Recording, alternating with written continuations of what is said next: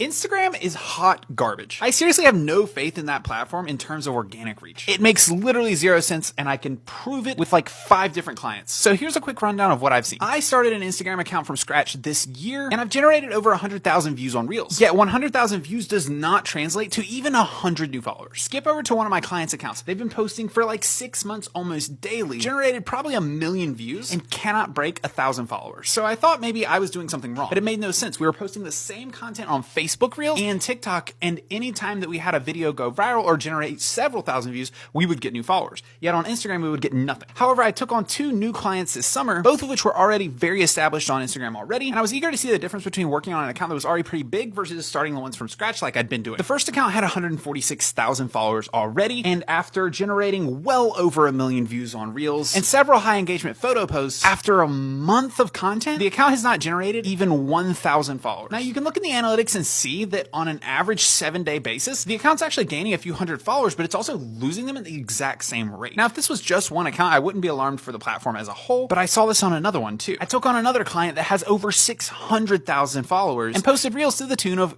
you guessed it, a few million views. Despite all those views, do you think that they've gained even 1,000 new followers in the past month and a half? No. Translate, all of that content has gone to TikTok and Facebook Reels and generated thousands of new followers on those platforms? It makes no sense. I used to blame myself or the content, and maybe I should continue doing that, but I'm starting to question what in the world is going on with Instagram.